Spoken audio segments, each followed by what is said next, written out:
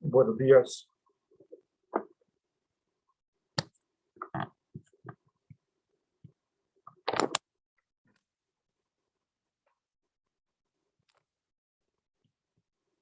¿Me escuchan? Buenos días. Buenos días, profe, sí, señor. Bueno, a ver, miramos quién está. Caterín Gómez. Hola, buenos días, Caterín. Hola, profe, buenos días.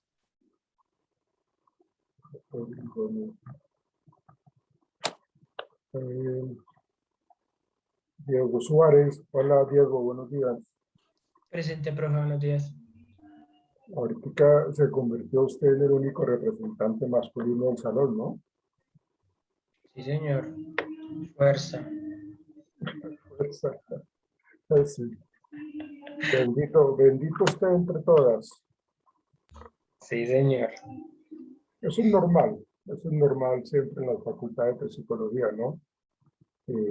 Unas 40 mujeres y unos 3, 4 hombres, ¿no? Eso es como normal. María Fernanda, Aquí estoy, profe, buen día. Angie Tatiana, buenos días, María Fernanda. Hola, Angie Tatiana, ¿cómo estás? Buenos días, profe, bien, señor. Paula Santi Esteban, ella no ha llegado. Andrea Huertas, sí, Andrea. Hola, Andreita. Oh,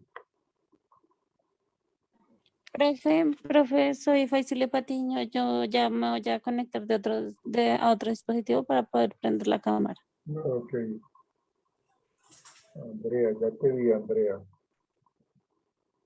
Solange. Muy raro que Solange no esté temprano. Laura Bedoya. Hola, Laura. Buenos días, profe. Buenos días. Rosalba. Ya soy, sí, la veo. Zuli Patiño. Laura Londoño. Hola, Laura. Hola, profe, buenos días. Profe, yo soy Buenos días. Stephanie. Laura está aplicando la prueba, pero Bueno. ahorita, Espérate, pero ella está acá. Sí, ya, señor. espérate, ya miro entonces dónde estás tú. Stephanie Salazar, eres tú, ¿cierto? Sí, señor. Estamos las dos. Ok, bueno, Sí, señor. que se pueda conectar ella para yo poder ver que está en clase. Bueno, por favor. Sí, señor. Jessica Vargas. Presente, profe, buenos días. Buenos días, señorita Jessica. Elizabeth Pineda. ¿Dónde está? Jennifer Sarmiento. Profe, qué pena. Yo. Paula me acaba de decir, Paula Santisteban, que hasta ahorita le llegó el internet, pero que ya en 2 segunditos se conecta. Entonces, Te agradezco, vale. gracias. Jennifer Sarmiento no la veo por ahí. María Camila. Tampoco la veo por ahí.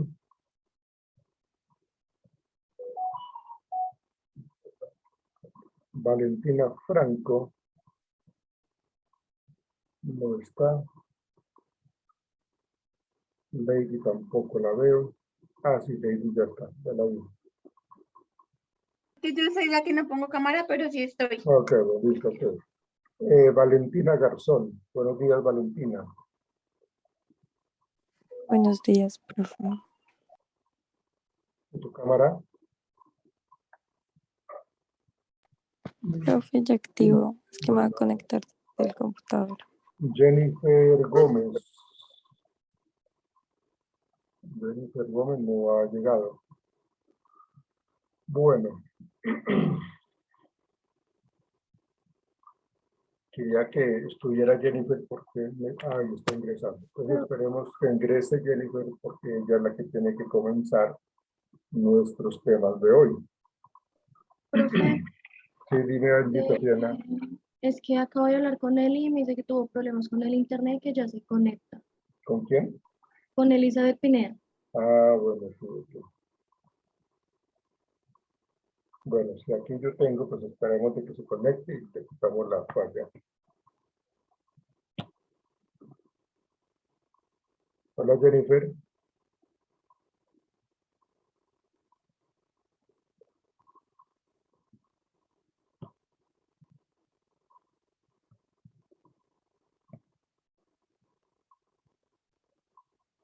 Jennifer, ¿me escuchas?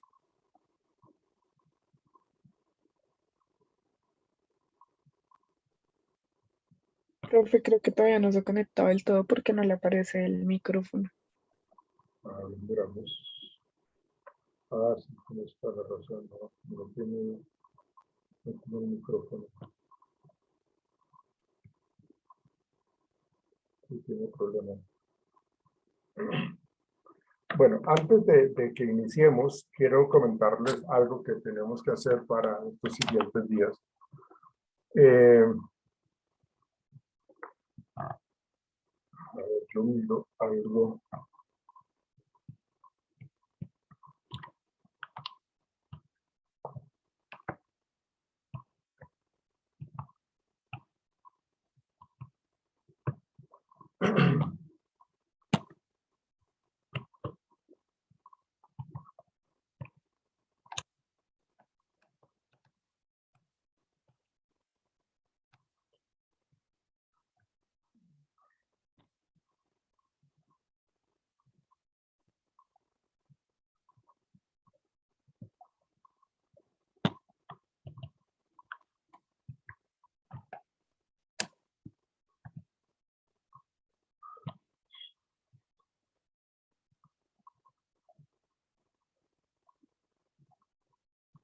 Ok, Rosalba, estás atenta, por favor. Ahí.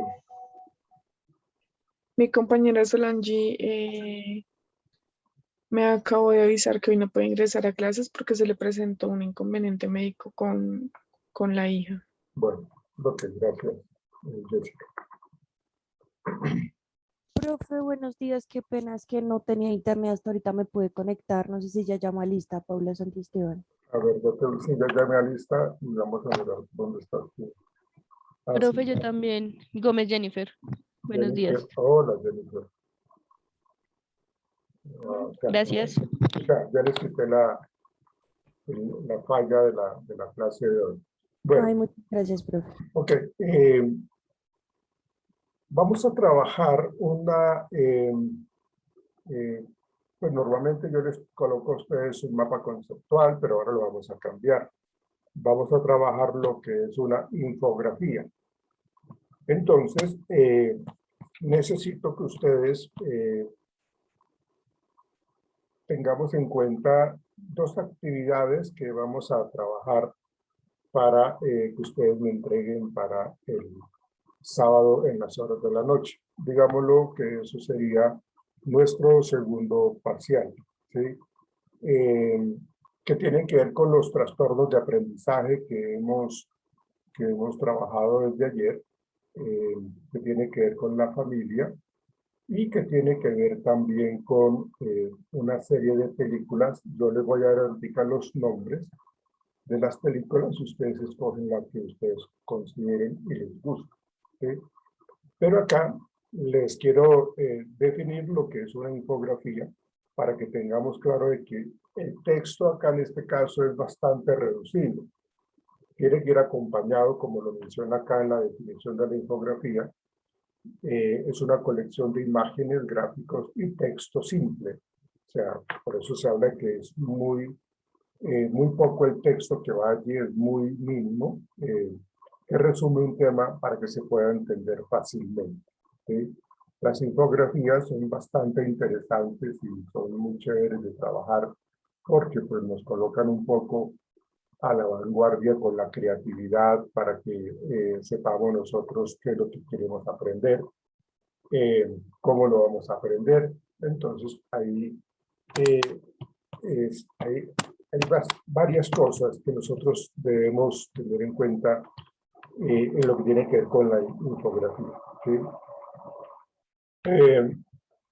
Dice acá, por ejemplo, la infografía usa elementos visuales fascinantes que impactan y comunican información de forma clara y precisa. Fíjense que, pues, a mí me parece que esta infografía, pues, la verdad, pues tiene mucho texto, ¿no? La idea es de que sea mucho más reducido el texto. Acá hay otro tipo de conceptos de infografía, en donde pues colocamos todo lo que tiene que ver con imágenes, algunos textos que también van relacionados con imágenes. Y acá, por ejemplo, mire esta infografía que me parece muy chévere, muy interesante, cómo se juega con la información, cómo va conectándose, cómo va definiendo, digamos, cierto tipo de actividades y de conocimientos en esta propia infografía. ¿Okay? ¿Qué es lo que quiere? Acá dice, ¿qué es lo que nos dice la palma de su mano? ¿No? Acá, digamos, una forma para entender lo que es la lectura, la palma de la mano. Es un ejemplo al azar que salió aquí. Entonces, la idea es como tratar de entender con base en ese tema central, que es como lo que quiere decir la palma de la mano y cómo nosotros lo podemos transcribir. ¿Sí? Eso es una infografía. Entonces, la infografía que ustedes, bueno, realmente son 3 infografías, ¿no? Porque una es con respecto a la familia, todo lo que vimos de la familia. Segundo, la segunda infografía tiene que ver con los trastornos de aprendizaje. Y tercero, la infografía con respecto a la película que ustedes escojan, pero asociándolo con los trastornos de aprendizaje y la familia. Digamos que la infografía de la película tiene que ir integrando a la familia y también lo teórico con respecto a lo que hablan los trastornos de aprendizaje. Entonces, eso es lo que tenemos que trabajar para el sábado en las horas de la noche, para que nos entreguen el sábado en las horas de la noche. ¿Sí? Nosotros nos queda ya semana y media, ¿no? Nosotros terminamos clases de este viernes que viene en 8 días. Lo otro que tengo que decirles, precisamente para esa última semana, para jueves y viernes de la semana entrante, es lo siguiente.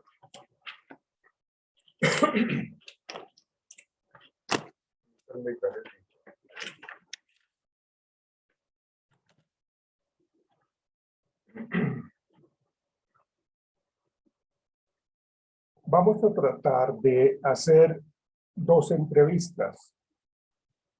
Vamos a hacer 2 entrevistas de psicoorientadores que trabajen pues, en un contexto académico.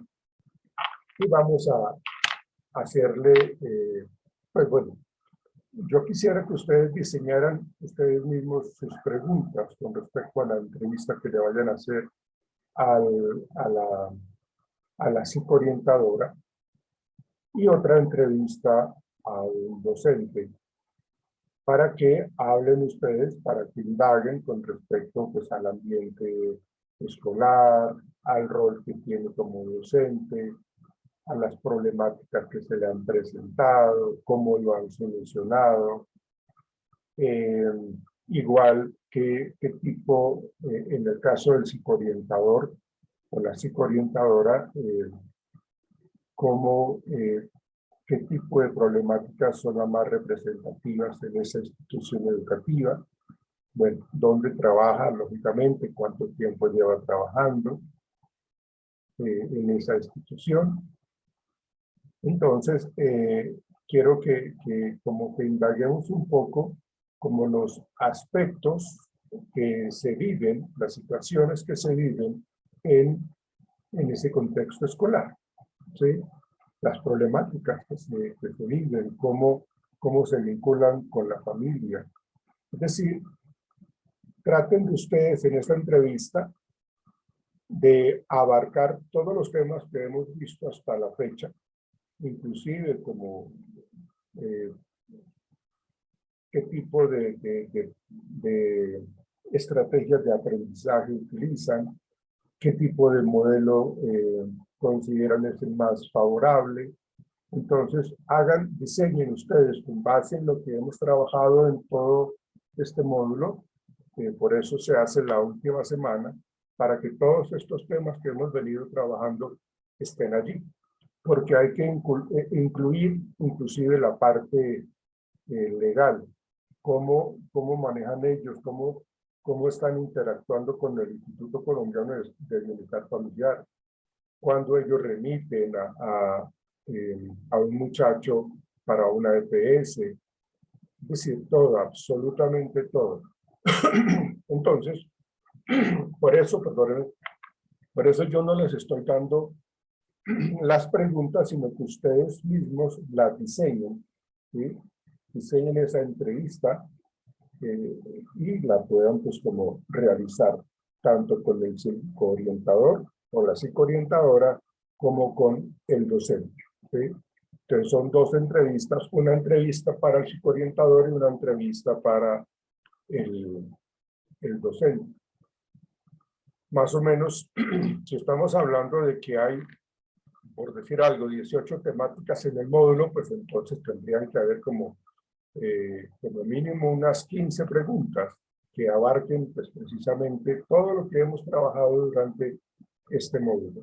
Y acuérdense de que, pues, que tienen que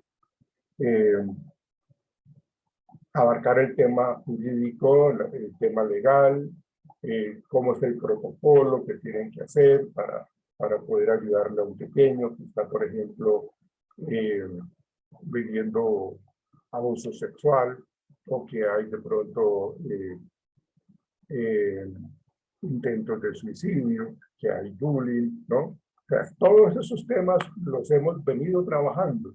Entonces la idea es de que indaguemos sobre todo eso y le preguntemos, por ejemplo, a ellos, al orientador y a la docente, qué caso recuerda o qué casos considera de pronto le han marcado más, ¿sí? Y cómo lo manejaron, qué pasó con ese estudiante o qué pasó con esos estudiantes, ¿no? Inclusive hay que pues, vincular lógicamente el tema de la pandemia y la virtualidad, cómo se lograron adaptar tanto los estudiantes como ellos mismos para este manejo, ¿no?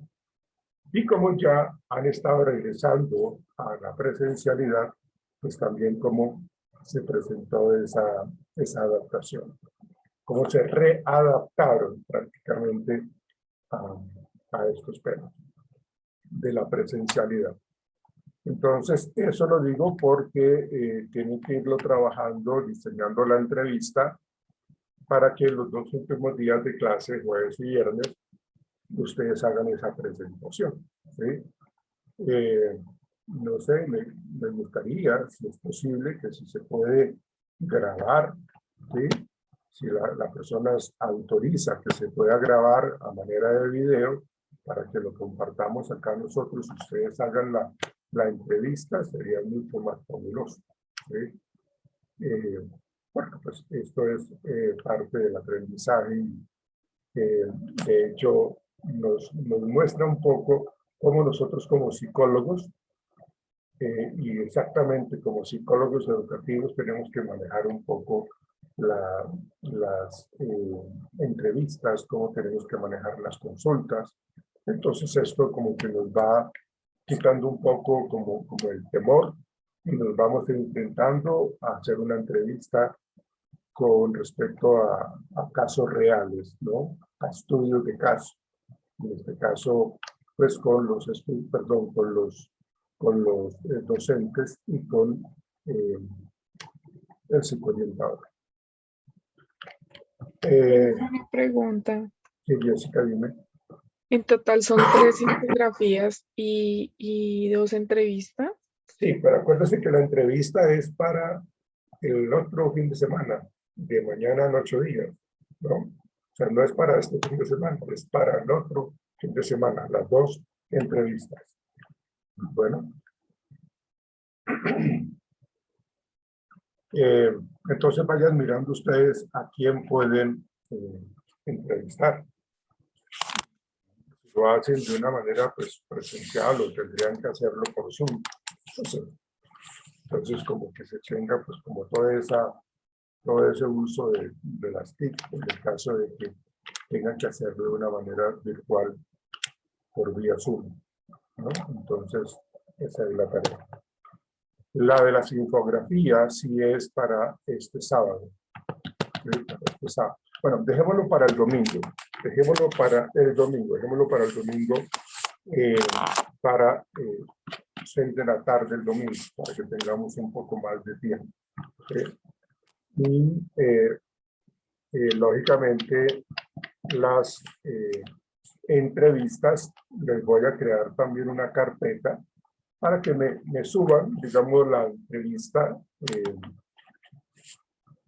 digamos, que ustedes realizaron, las preguntas, ¿no? Las preguntas, no con las respuestas, sino las preguntas, y las suben a la carpeta para esa última semana de jueves y viernes.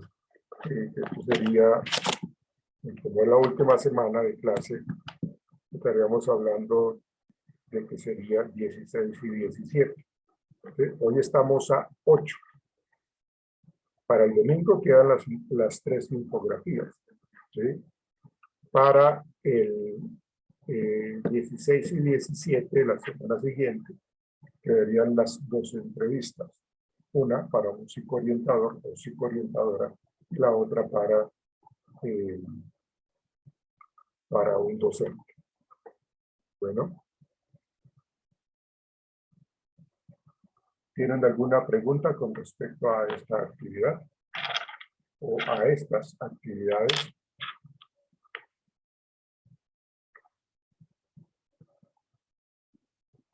Bueno, en silencio.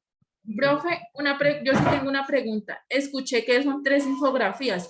Tengo referencia de las 2 últimas, pero de la primera sí no. ¿Se me puede aclarar? Las 2. Por favor. ¿Cuáles fueron las que tú escuchaste, Laura? Profe, Stephanie, la del trastorno, la película con los trastornos de aprendizaje y la familia. Ok. Sí, listo. La infografía. Los trastornos de aprendizaje solos. Sí, ok.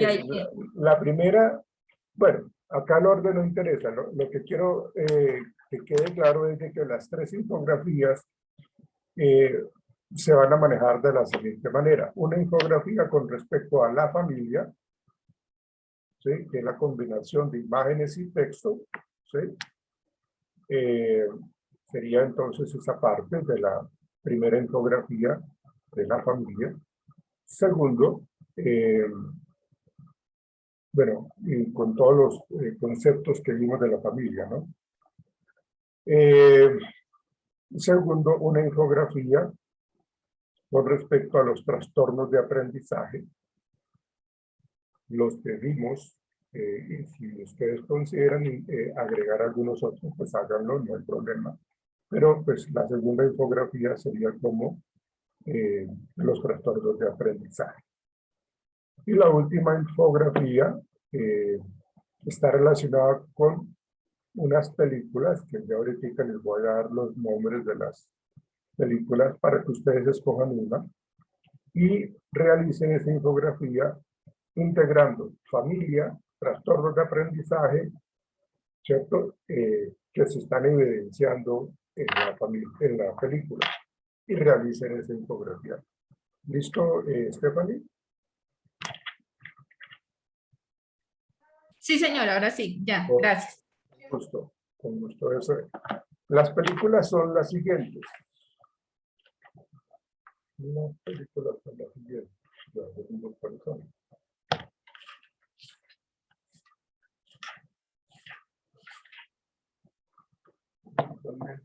Qué pena, profe, ¿me está llamando? ¿Quién dijo? Ah, perdón, es que estaba en pie y estoy como atenta a que me llame, pero es porque ando acá ocupada haciendo una cosa en la casa, pero pues estoy aquí, atenta, profe. Qué pena. Okay. Las preguntas son, las películas son, hay una que se llama The Other Sister, eso es como el nombre en inglés, el nombre con que se conoce, que es la otra hermana, The Other Sister, pero aquí en Colombia se conoce como Aprendiendo a Vivir. Aprendiendo a Vivir. La siguiente película es Un Don Excepcional. Un Don Excepcional.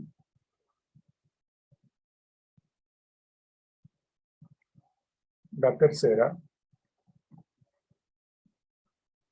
Los Chicos del Coro.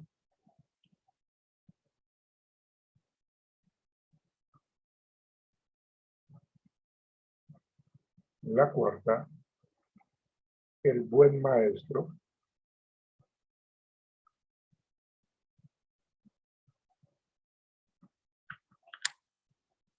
Y la quinta, Estrellas en la Tierra.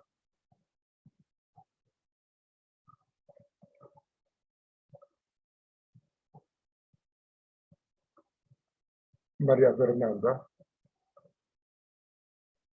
Señor profe. ¿me quieres repetir cuáles fueron las películas que les dije? Sí, señor. Aprendiendo a vivir.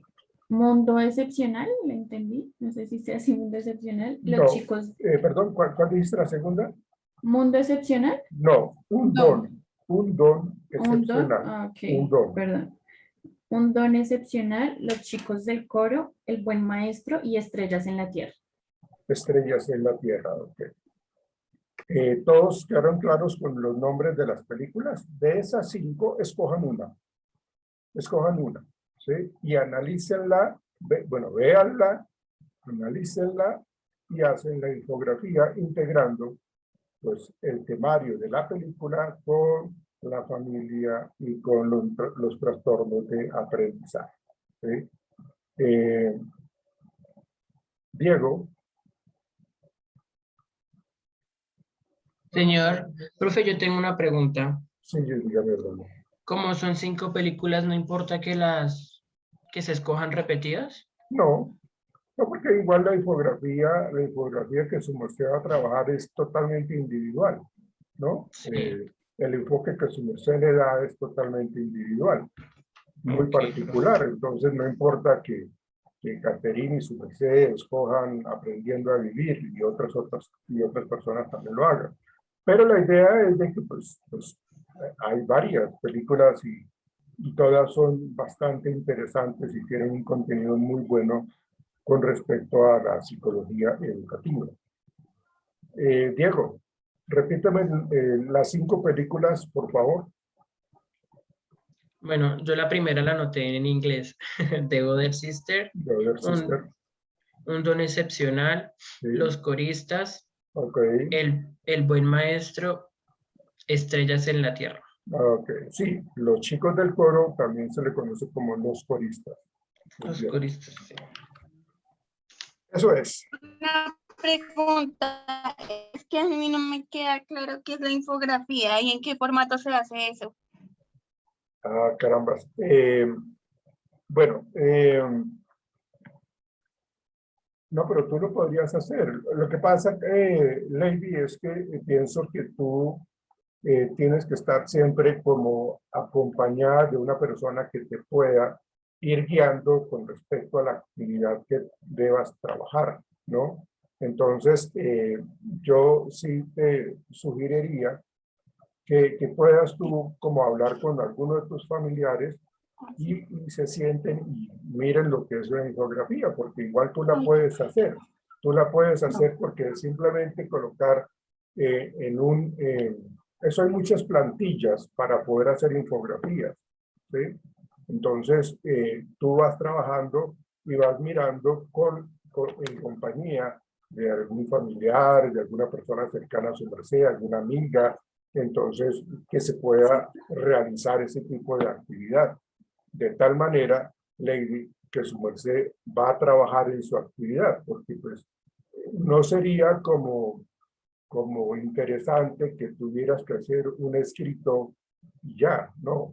Trabajemos esa infografía en donde tú vas a saber que colocaste, por ejemplo, como imagen, no sé, una escuela, un profesor, un estudiante, un campo académico, un tablero, no sé, pero la idea es como tratar de que en esa infografía se coloque pues lo que es la imagen y un texto muy pequeño y que vaya explicando el tema central, que en este caso es la familia, en este caso, en la otra infografía es la parte de los trastornos de aprendizaje, ¿sí?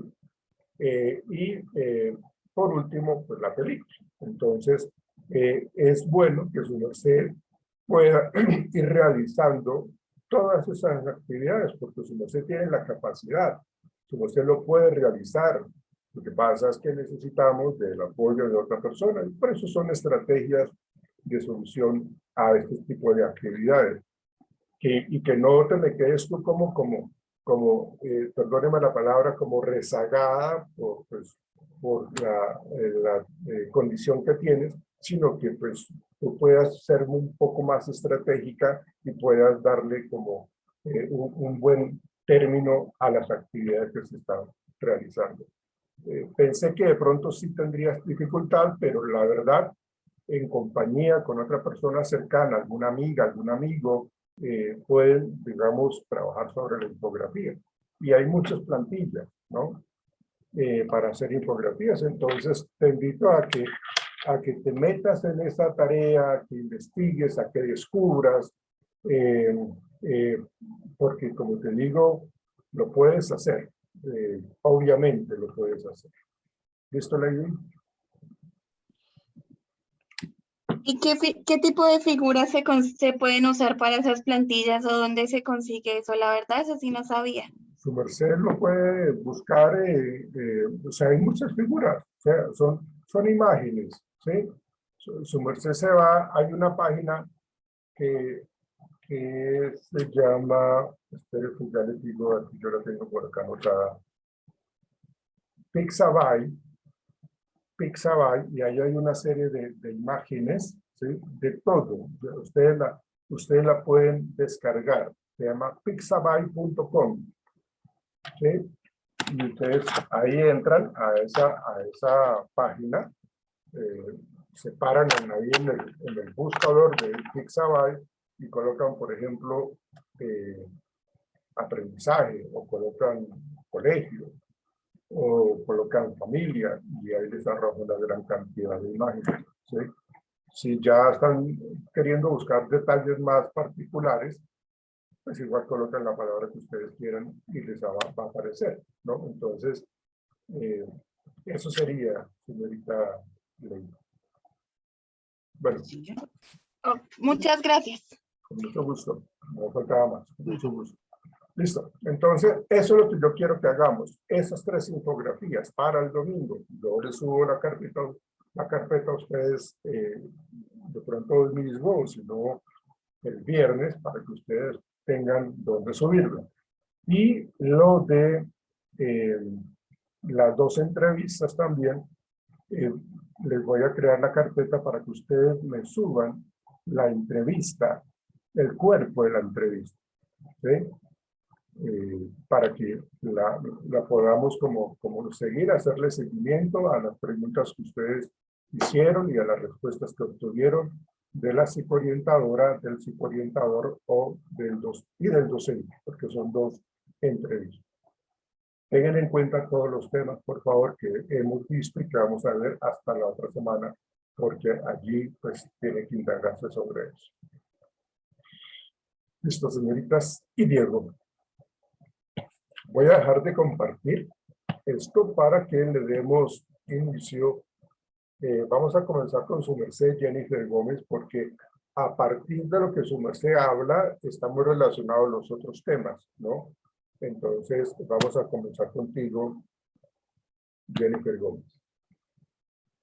Ya puedes compartir su merced.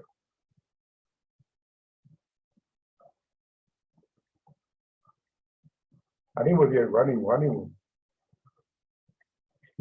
¿Empiezo yo, profe? Sí, su merced. Jennifer Gómez, comienzas tú, ya puedes compartir. Parece un angelito, Diego, de blanco. Te faltan las alas. Ya las tengo, profe. Ah, sí, bueno. Ah, bueno, sí. Pero ojalá no sea un ángel caído, ¿no?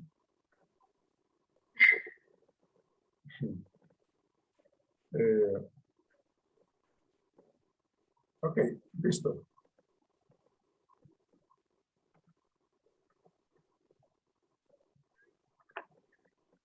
Buenos días, compañeros. Hoy día me tocó la valoración de teratógenos, que llama así la lectura que me correspondió.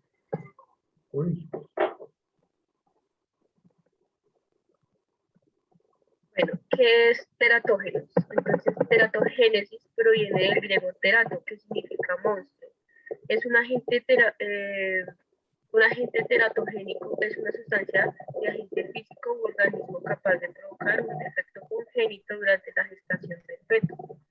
Entonces viene siendo como malformaciones congénitas. También se considera que en sentido amplio a todo agente ambiental que llega al embrión o feto a través de la madre y que es capaz de causar directa o indirectamente anomalías estructurales o funcionales. Por ejemplo, alteraciones bioquímicas, metabólicas, hormonales, inmunológicas, del crecimiento y del comportamiento en el embrión, el feto o incluso en el niño después del nacimiento. Fíjense lo importante, discúlpame, devuélvete, Jennifer, gracias. Fíjense cómo es de importante tener en cuenta absolutamente todo esto. O sea, partamos del hecho de que en una intervención, cuando nosotros comenzamos a tratar de evaluar los motivos por los cuales hay dificultades o algún tipo de dificultades, pues entonces tenemos que empezar con esto.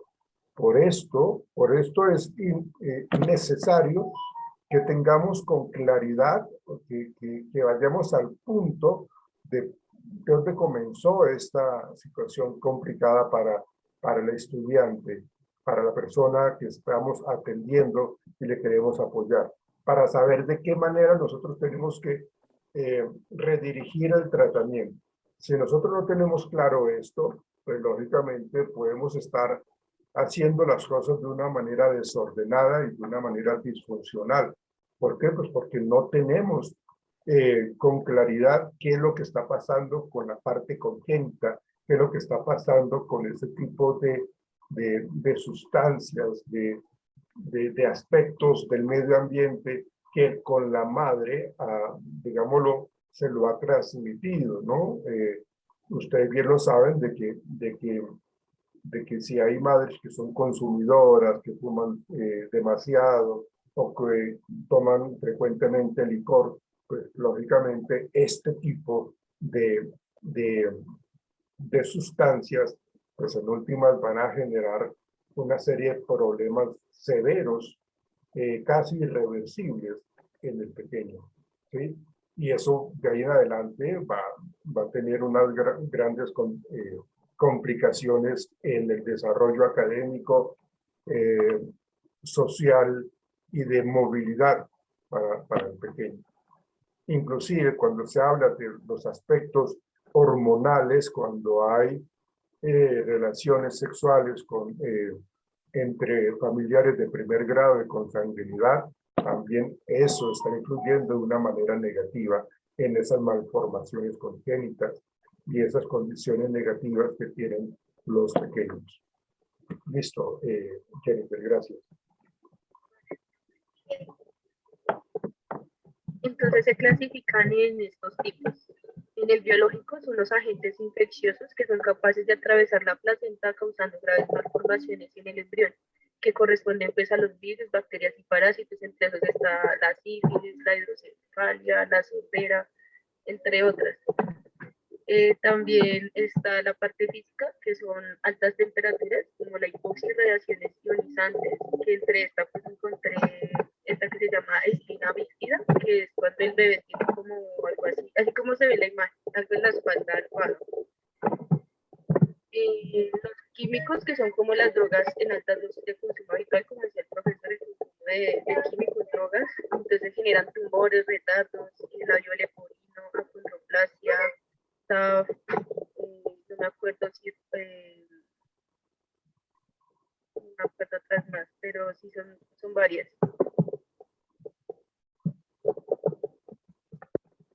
Bueno, entonces la valoración de los estudios sobre teratógenos.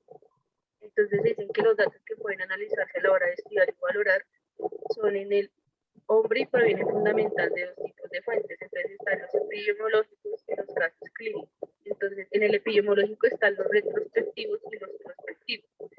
Los retrospectivos están generalmente el estudio de casos de control y se trata de identificar niños con defectos congénitos y niños sin anomalías para recoger de forma retrospectiva los datos sobre las exposiciones que tuvieron lugar durante la gestación y finalmente analizar comparativamente la información recogida para ambos grupos, o sea, de los sanos y los que están con el problema.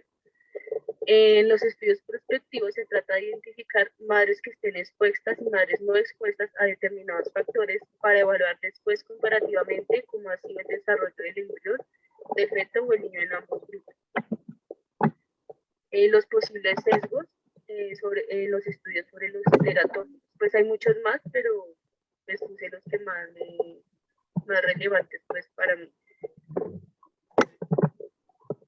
Se dice que a la hora de evaluar los resultados de estudios epidemiológicos en los que se valora la posible teratogenicidad de un agente debe tenerse en cuenta que pueden existir diversos sesgos que afectan a la calidad de los datos obtenidos y por tanto su validez y utilidad. En primer lugar, es para poder valorar el potencial teratogénico de un determinado factor, las muestras de individuos no deben estar sesgadas, sino que deben ser seleccionadas de forma aleatoria, de modo que sean representativas de la población de la que proceden. También está el sesgo del entrevistador, que se produce cuando los datos sobre la exposición no se recogen con igual metodología o énfasis en el con defectos y errores.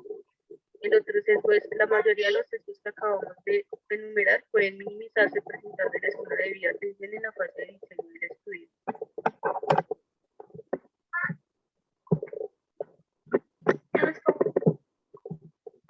Mami, también que estamos hablando con la abuelita.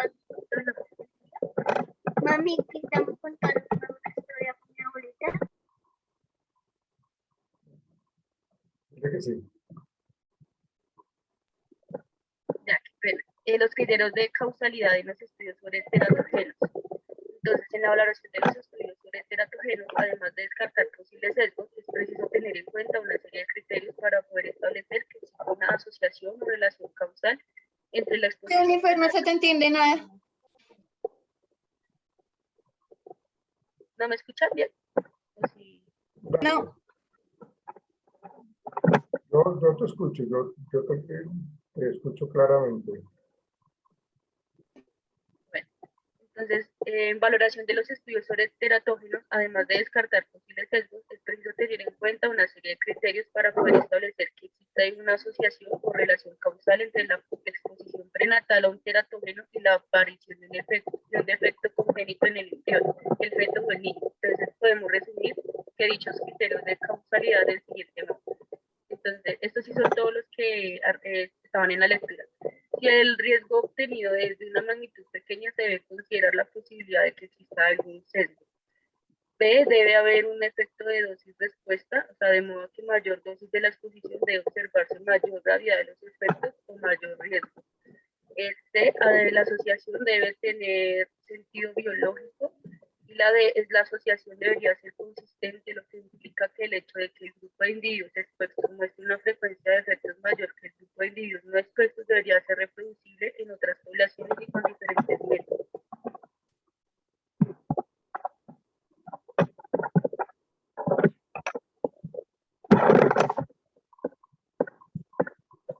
Los indicadores de teratogenicidad en la práctica clínica diaria. Entonces, aparte de los criterios de causalidad aplicables al llevar a cabo estudios de teratogenia en la práctica clínica diaria, es preciso tener en cuenta una serie de indicadores de teratogenicidad que nos hagan sospechar que ha habido exposición prenatal a algún factor que incremente el riesgo para efectos congénitos o que dicha exposición puede ser responsable de los hallazgos clínicos. Entonces, los principales indicadores de teratogenicidad son los siguientes. Primero, el defecto congénito, incluyendo anomalías menores en el propósito, retraso del crecimiento intrauterino, abortos de repetición, antecedentes de algún hijo anterior que presentase defectos congénitos, retraso del crecimiento o psicomotor. Suelen producirse en casos de exposiciones crónicas a teratógenos. Retraso del crecimiento postnatal en el propósito, retraso del desarrollo psicomotor y alteraciones del comportamiento. Teratología del comportamiento.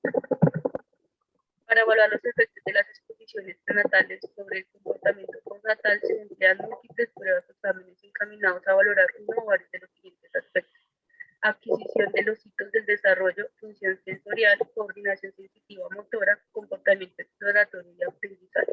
La teratología del comportamiento se rige por una serie de principios. El principio en general se puede considerar que los agentes que han demostrado efectos teratogénicos sobre el sistema nervioso central podrían ser también teratógenos del comportamiento.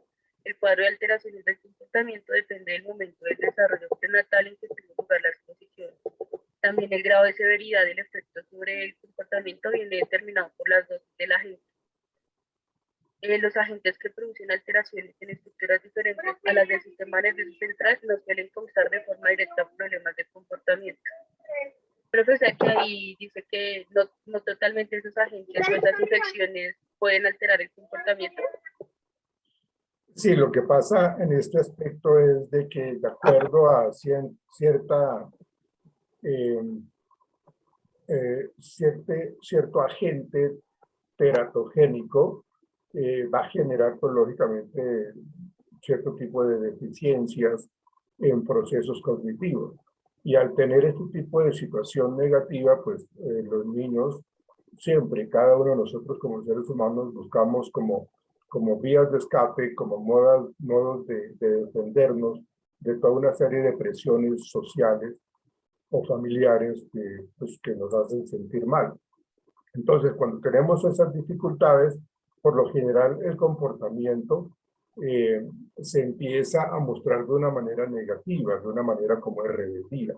Pero digamos que es como una consecuencia o es secundario a lo que tú estabas comentando de lo que tiene que ver con la parte sensorial, la parte cognitiva, todo lo que tiene que ver con el desarrollo prenatal, ¿no? Entonces, toda esa parte que afecta el cerebro, que afecta los procesos de aprendizaje a futuro, pues seguramente luego van a generar en los pequeños, pues, trastornos del comportamiento.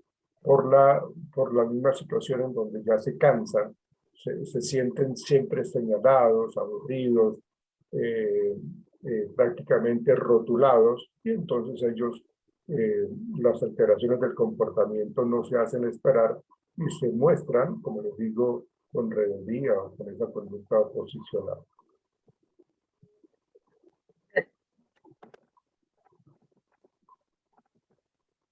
Bueno, pautas a seguir ante el niño expuesto prenatalmente a algún teratógeno o potencial teratógeno. Indudablemente, lo primero que debe hacerse es presentar la atención neonatológica inmediata, precisa en cada caso. Una vez procurada, esta cabe centrar en nuestra atención en otros aspectos como el estudio detallado de la historia prenatal con el fin de determinar las causas de cualquier posible alteración observada. Se debe tener, en primer lugar, pues realizarse una detallada exploración en la que se defina claramente el cuadro completo de alteraciones que presenta el niño. Si se descubre la exposición a un teratógeno conocido, deben descartarse los defectos clásicamente relacionados con dicha exposición, sin descuidar el despistaje de otros defectos y prestando también atención a los defectos menores y retraso de crecimiento intrauterino. Cabe realizar un seguimiento especial del desarrollo psicomotor y el crecimiento del niño expuesto prenatalmente a un teratógeno, aunque no tenga defectos físicos, para descartar retrasos en los mismos. Sería todo. Pues en esta última se habían muchos más puntos, pero pues eran largos, no sabía si ponerlos o no. Okay. Retira tu presentación. Gracias.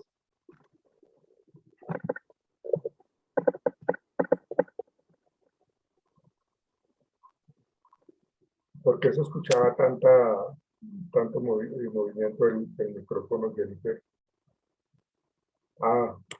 Creo que era no se te escucha, tienes el audio apagado. Ya. Era porque me tocaba tener así, que se le fue muy abajo y después no me llega la voz. Que ando con gripa, entonces peor. Bueno, sí, creo que eso era lo que se refería un poco, Lady, que había mucho ruido diferente a tu voz. Está como con el virus, no mentiras. ¿Sí? Entonces, pues... Está como con el virus, no mentiras, es por chiste. Listo, entonces, Estás como esa parte de la... con el virus, no mentiras. Esta parte del concepto teratogénico, pues realmente pues, lleva a unos seguimientos muy importantes. Tengamos algo siempre muy presente.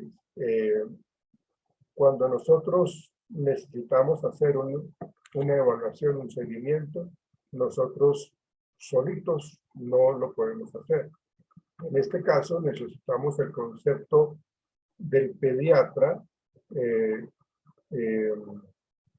los obstetra, que realmente tuvo el embarazo o el ginecólogo que llevó el embarazo, o el ginecobstetra que llevó el embarazo de la mamá. O sea, tenemos que tener como un resumen de la historia clínica de esta mamita y cómo fue la evolución del desarrollo del feto en útero, ¿no? O sea, pues, tenemos que agarrar toda la información médica para poder saber en qué condiciones fue que nació el bebé, ¿sí?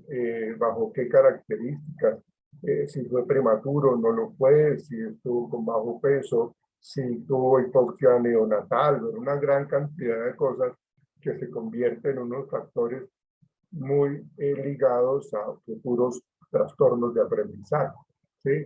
O ciertos déficits cognitivos. ¿Ven? Muchas veces, pero muchas veces, tristemente, los bebés pues vienen de una manera pues como adecuada, han tenido un proceso embrionario muy bien, muy chévere, muy completo, tranquilo. Llega el momento del parto o de la cesárea y algunos médicos que de pronto no tienen esa calidez humana, de pronto cometen errores y, perdónenme la palabra, se le tiran la vida y el futuro pues, a estos pequeñitos, ¿no?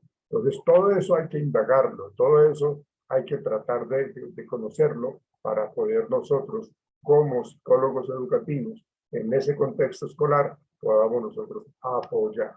Porque en la medida que tengamos mayor información de absolutamente todo esto, de los pediatras, de todos los especialistas que están involucrados en esto, pues que realmente pues, nos den información. Entonces yo remito a los padres con respecto a este niño que está acá en el colegio, así sea de inclusión o no, pues yo los llamo a los padres y les digo, venga, necesito que me traigan ustedes un concepto de su embarazo, un concepto del nacimiento de fulanito de tal, pues para que podamos nosotros saber qué pasó, ¿sí?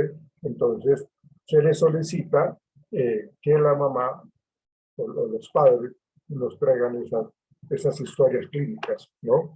Esos momentos que son importantes para conocer qué fue lo que pasó con el niño. Me parece que eso es importantísimo porque eso nos da muchas luces para nosotros poder trabajar en nuestro campo de acción, que es la psicología. Yo voy a ingresar... ¿Te puedo pedir un favor, pero más tarde? Sí, claro. Yo voy a ingresar a Cristian, pero se retiró.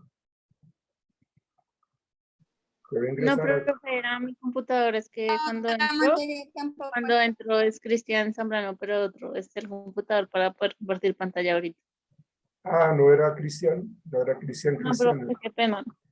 Ah, mire, ya le voy a molestar, ya le voy a decir que tenemos un nuevo alumno en clase, a Cristian, pero pensé que era Cristian. Casualmente era el nombre de nuestro, Sí, amigo, de nuestro amigo en común.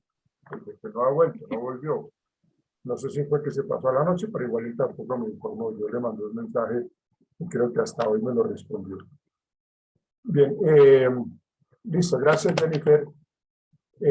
Importantísimo entonces conocer los agentes teratogénicos para poder ver todo lo relacionado con el embarazo de la mamá. ¿Sí?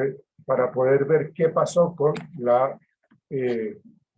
con los primeros meses, con la evolución del embarazo de la mamá y cómo fue el nacimiento del niño, ¿no? Entonces, todo eso es importante tenerlo como muy claro para nosotros.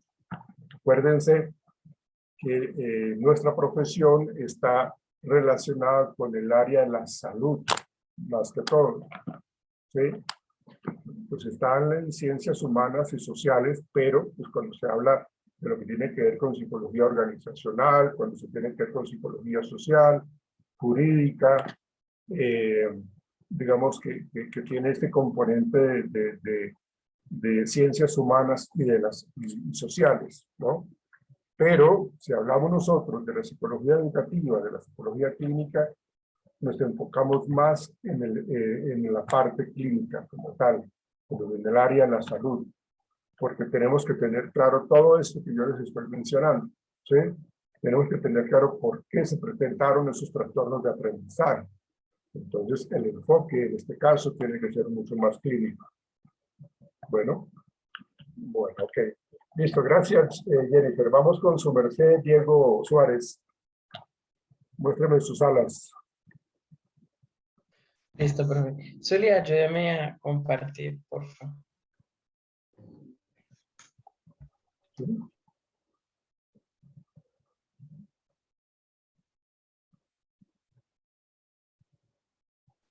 ¿Sí se ve en la pantalla? Ya se está viendo, ya listo. Okay.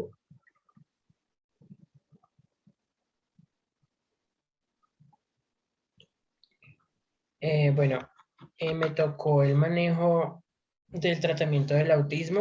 En la lectura está enfocada más que todo en el ABA. ABA, por sus siglas en inglés, significa Análisis de la Conducta Aplicada. Esta es la ciencia que estudia la conducta humana, que tiene como objetivo a grandes rasgos aumentar habilidades nuevas y disminuir conductas negativas, para así lograr que las personas funcionen de manera independiente en todos los ámbitos socioculturales de su vida. Esta es una de las intervenciones más efectivas en cuanto al autismo. Sigue. Su metodología se basa en el conductismo. En los procedimientos utilizados en ABA tienen como principio las bases del aprendizaje y la motivación, usando el reforzamiento, la extinción, el control de estímulos y la generalización. Sigue. ABA diseña un programa personalizado para cada niño, pues también obviamente se puede aplicar a personas adultas.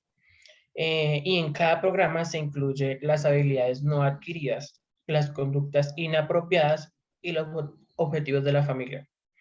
También se busca, bueno, ABA más que todo busca el éxito de las personas en el que las habilidades se conviertan en pasos pequeños para lograr un aprendizaje más fácil y así lograr los objetivos evaluando constantemente los resultados para así poder ver los avances. Sigue. Bueno, ABA enseña habilidades básicas como el lenguaje, la comunicación, el contacto visual, la imitación y el juego. Y también habilidades complejas como conversación, anticipación, empatía, entre otras. Sigue. Bueno, este artículo me pareció muy interesante porque pues obviamente ABA no solamente se puede aplicar en niños con autismo, sino también con niños con hiperactividad, discapacidad intelectual y problemas de conducta. Según la lectura, eso también me llamó un poco la atención, es que cuanto antes se inicie la terapia, mejores resultados se pueden obtener, iniciando la terapia en niños con autismo desde los 4 años, pero se puede iniciar a cualquier edad. La duración puede durar meses o años, pues según los resultados que se vayan viendo en los niños. Y según sea qué tan profundo puede ser ese diagnóstico de autismo. Sí, señor. Y algo también interesante que leí en la lectura es que se puede empezar aún no teniendo un diagnóstico como tal de autismo. O sea, si vemos estereotipos en niños, se puede empezar el tratamiento. Bueno, su objetivo principal es que las personas lleguen a un alto grado de independencia posible y que no necesiten un apoyo continuo, consiguiendo un cambio en las habilidades de las personas para que éstas tengan una mejor adaptación en todas las áreas de su vida. Sigue.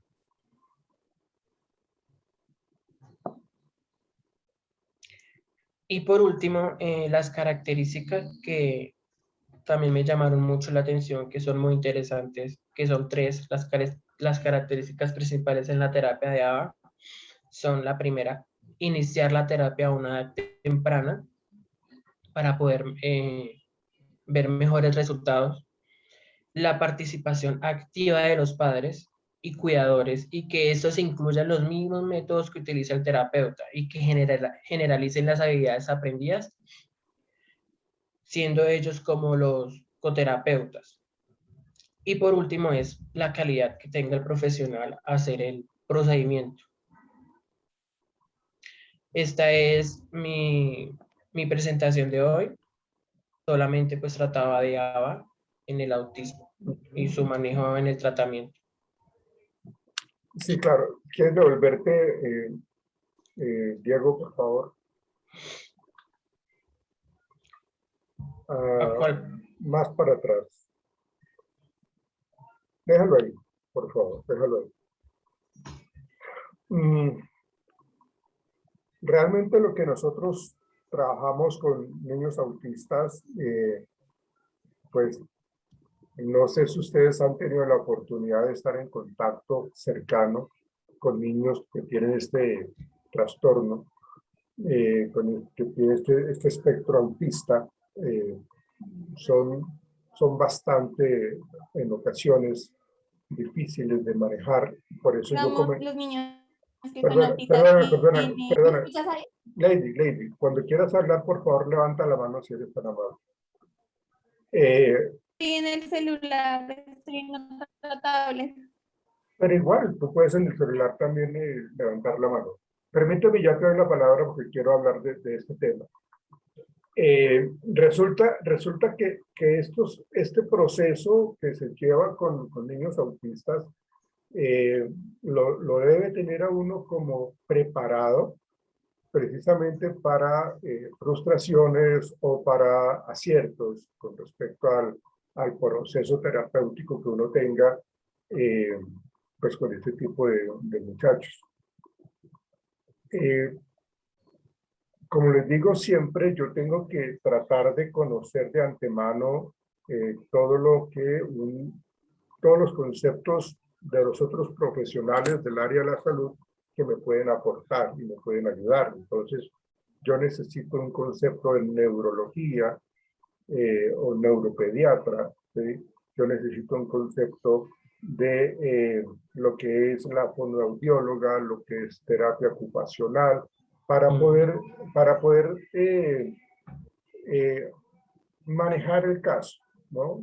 Como les digo, hay situaciones que llevan al muchacho, al niño, a tener una gran dificultad para pues, sus actividades diarias, de acuerdo a qué tan severo es este trastorno autista que tiene pues, la persona que estamos trabajando, ¿sí? Yo tuve la oportunidad, por eso les comentaba, si ustedes han tenido la cercanía y conocen casos de personas cercanas con niños autistas. Yo tuve la oportunidad de trabajar en un instituto que se llamaba Seres Integrales y era pues, precisamente con niños que requieren inclusión. Pero era un instituto en el cual pues allá había toda una serie de trastornos de aprendizaje como parálisis cerebral, como síndrome de Down, con el espectro autista, el TDAH, todo. O sea, había una gran cantidad de muchachos, niños y niñas con trastornos de aprendizaje. Y habían dos niños que tenían pues como esa conducción del trastorno autista, ¿sí? Entonces, realmente estos pequeños son dados a que, pues, lógicamente tengan sus conductas bien particulares y uno los tiene que identificar para poder definir de qué es realmente el autismo como tal. Entonces, pues, uno pues, observa y tiene ese acompañamiento y va observando qué es lo que está mostrando el pequeño y bueno, ahí nos va arrojando mucha información de qué es lo que tenemos que hacer. O sea, qué lo saca de quicio al niño. Ustedes saben de que los niños autistas tienen una serie de comportamientos autoagresivos porque ellos se pellizcan, se muerden, se arrancan la piel porque pues no se les deja hacer lo que ellos quieren. En este concepto de no dejarles hacer lo que ellos quieren, me refiero a que ustedes saben de que ellos tienen su mundo, ellos hacen su mundo y cuando ellos sienten de que le violan, de que se involucran o se meten en ese mundo, pues reaccionan de una manera agresiva. Entonces aquí este proceso de terapéutico del ABA, ¿sí? Pues realmente nos invita a aplicar todo el manejo del conductismo para este tipo de tratamiento, porque no lo logramos con ningún otro, ¿sí? Claro, hay que involucrar también a la familia. Yo recuerdo que en este Instituto de Seres Integrales yo tenía la posibilidad de llegar temprano allá y yo quería ver el comportamiento de los papás que tenían a los niños con autismo y cómo era la actitud de ellos, ¿no? Pareciera que llegaran allá y dejaran a los niños como se quitaran, perdónenme la expresión, un bulto de papa, algo que les pesaba sobre los hombres, los dejaban allá y se iban, ¿sí? Lo veían como una carga, o sea, era un componente emocional muy fuerte para los papás. Y me quedé, varios días, me quedé hasta que cerraban pues el instituto para mirar a ver cómo era también la actitud de los padres para recoger a los niños, en especial a los niños autistas. Entonces, lógicamente, se veían como si volvieran a colocarse esa carga, ese peso, ese bulto de papas, porque se les veía, ¿no? Entonces, ¿qué tocó hacer? Pues, lógicamente, se tocó diseñar un taller, un seminario-taller para involucrarlos a los padres y tratar de enseñarles para el manejo con niños autistas, el manejo que deben tener ellos a nivel educativo, a nivel emocional, a nivel de acercamiento, a nivel de expresión, a nivel de comunicación y normalizar porque muchas veces los padres se sienten muy culpables por la condición de vida que tienen los pequeños con autismo, ¿no? Entonces, esto fue un aprendizaje, eso fue por el año más o menos como en el 2000, que estuve trabajando como dos años, como del 2000 al 2002, que estuve vinculado con este sitio de seres integrales, y realmente fue una academia, la verdad, porque trabajar con niños autistas es fuerte, es impactante, es de tolerancia, es de perseverancia, es de tener altos niveles de frustración para nosotros los psicólogos para poder abordar ese tipo de problemática. Y cuando uno ve, y esto es lo enriquecedor, lo magnífico del proceso que uno lleva con ellos, ¿sí? Porque uno ve cómo evolucionan, cómo van evolucionando, cómo van avanzando, cómo ya tienen más contacto visual, cómo ya hablan, cómo ya abrazan, una gran cantidad de cosas, pero todo se debió a que se trabajó con un proceso terapéutico con el ABA, precisamente para poder generar ese vínculo entre la familia, la gente cercana al niño con autismo y pues lógicamente la intervención, y los cambios fueron supremamente notorios y muy interesantes. Eso es lo que le queda a uno como de felicidad, de éxito, de logro, de satisfacción con respecto a eso. Y tuve un caso también que lo conocí cuando él tenía como unos 8 años, que pues tenía autismo. Él vivía solo con la mamá. La mamá era supremamente estricta, y vivía con el abuelo también. Los padres estaban separados. La relación de este niño autista con el papá era supremamente distante. La relación de la mamá con el papá del niño, pues lógicamente no era buena. Entonces, este tipo de casos me acuerdo mucho porque yo lo seguí trabajando, y duramos trabajando mucho tiempo, muchísimo tiempo, inclusive cuando él ya tenía 19 años, ¿sí? Y este muchacho también evolucionó de una manera muy, muy bonita. Pues, bueno, digamos que la mamá, dentro de su manera negativa de comportarse a veces con el manejo del hijo, que tenía este espectro autista, entonces ella también tenía pues lógicamente una gran cantidad de fallas, y pues tocó hablar con ella para involucrarla en la terapia para que se diera cuenta de los aciertos y los desaciertos que ella tenía, porque ella de pronto mantenía cierto tipo de comportamientos negativos en el hijo. Entonces se trabajó con ella, se involucró, y aparte de eso, pues ella le apoyó muchísimo en que él siguiera estudiando, y este muchacho él logró terminar su bachillerato. Él quiso seguir estudiando, y él estudió en la Universidad de los Andes, y estudió música, estudió bueno, creo que piano, no sé, o sea, se graduó como compositor, y él tiene una voz, digo tiene pues porque él pues lógicamente aún vive, él tiene una voz magnífica.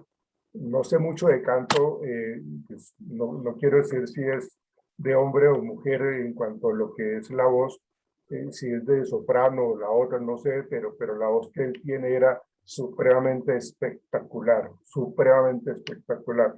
Y él empezó a cantar y a hacer sus presentaciones, y cobraba por eso, ¿no? Y él estuvo, inclusive, la mamá también lo apoyó muchísimo, y salieron del país, y estuvo por allá capacitándose aún más todavía en Alemania, y allá duraron 1 año. Y este muchacho, pues bueno, por ahí yo lo veo en YouTube, ¿sí? Y se ve una persona supremamente cambiada. Cuando nosotros teníamos consulta, conversábamos, le solicitaba que mantuviera la conversación conmigo, de que tuviera el contacto visual, que expresara afectividad. Bueno, fue también un proceso muy largo, pero pues miren los resultados tan tan interesantes, tan favorables que se trabajaron con esta metodología del ABA, que ayuda muchísimo a estimular a este tipo de muchachos.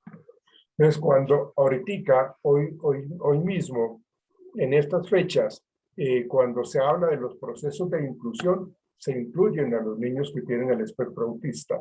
¿Sí? Se incluyen y se tienen que trabajar con ellos.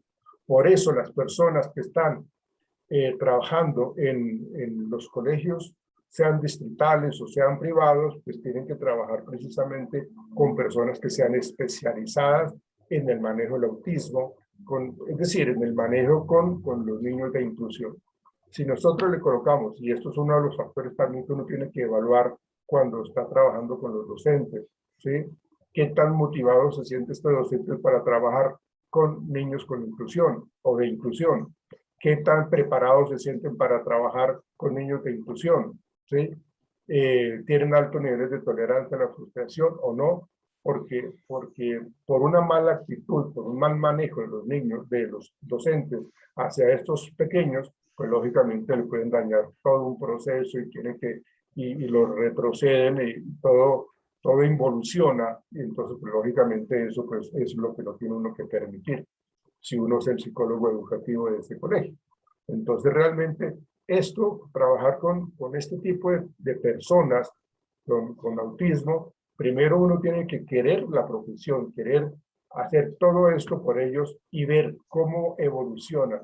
Y eso se le dibuja a uno en la cara una gran sonrisa de satisfacción, de logro, porque uno va trabajando de una manera muy interesante. ¿Sí? Pero, lógicamente, si a uno no le gusta todo esto, si a uno no le gusta la parte clínica, si a uno no le gusta la parte educativa, si uno no tiene ese humanismo, pues creo que lo metimos por donde no era. Ok, no sé si tengan alguna pregunta con respecto a este tema del autismo.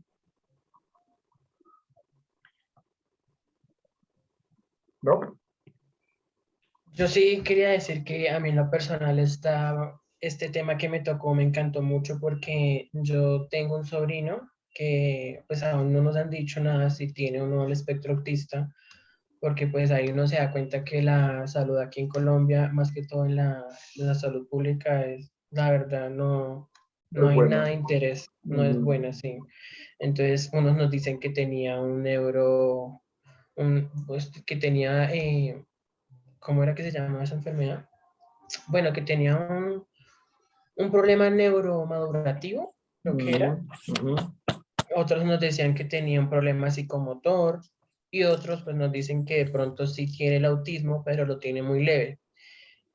Cuando yo el año pasado empecé a vivir con mi hermana y noté que también el niño, las pautas de crianza no eran buenas.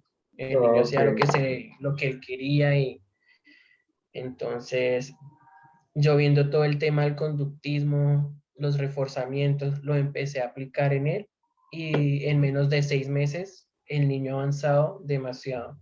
El niño era muy dependiente de la mamá y ahora el niño ya come solo, se baña solo y tiene 4 años. Entonces, este tema me gustó bastante por eso. Claro, pero como usted ya con su conocimiento puede lograr diferenciar si es un síndrome con espectro autista o no lo es, o si es síndrome de Asperger, ¿sí? O sea, hay que mirar qué tipo de conductas, qué tipo de características se están diferenciando el uno del otro. Eso usted seguramente ya lo puede hacer, Diego, precisamente para poder abordar, decir, sí, parece ser que hay un nivel de autismo leve o moderado o profundo, pero pues se puede trabajar. Con los que yo trabajé, digamos, en el síndrome, perdón, en el Instituto Seres Integrales, el autismo era bastante profundo y eso era más fuerte.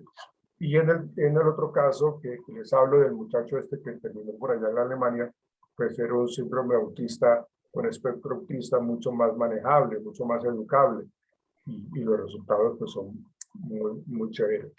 Entonces, su merced podría ya, lógicamente, definir qué es lo que tiene su sobrino. Si es... Pues para mí hay una gran incógnita porque solamente he visto en él dos estereotipos del autismo, que es él hace este movimiento de brazos cuando está feliz. Empieza a hacer así. Y él habla a veces en tercera persona, aunque ha dejado de hablar así, en tercera persona. Sí, ok. Pues toca mirar el tipo de comunicación que tiene, toca evaluar el tipo de acercamiento que permite, que no reaccione de una manera negativa cuando uno se involucra en sus actividades, pues, como para determinar qué tan autista puede estar siendo o realmente pues realmente no lo es. De acuerdo a lo que su merced decía, Diego, que puede tener unas pautas de crianza que también de pronto no le favorecen o no le favorecían, porque según su merced decía que ya la mamá ha cambiado su actitud también. Sí, sí, es que esa es la incógnita, porque no sabemos si eso es a causa de las pautas de crianza, porque el niño llegó muy mal criado y es muy manipulador con la mamá. E incluso el niño no ve como figura de autoridad a la mamá, me ve más a mí. Entonces... De pronto.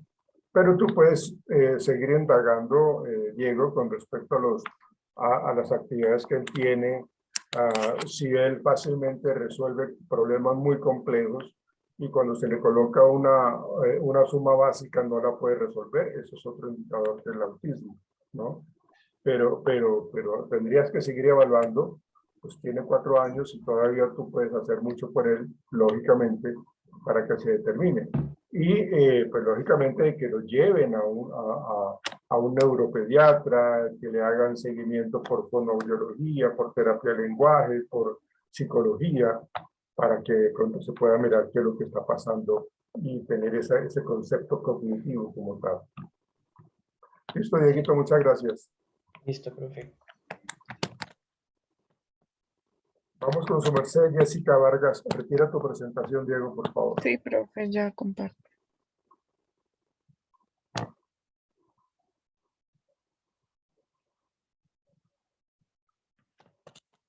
Con Laura,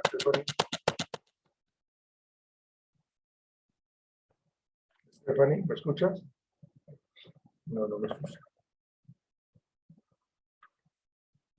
Profe, ¿se ve la presentación? Sí, ya se ve. Sí, es que, perdóname, es que te estaba preguntando qué pasaba con Laura, con tu compañera. Ok, vale.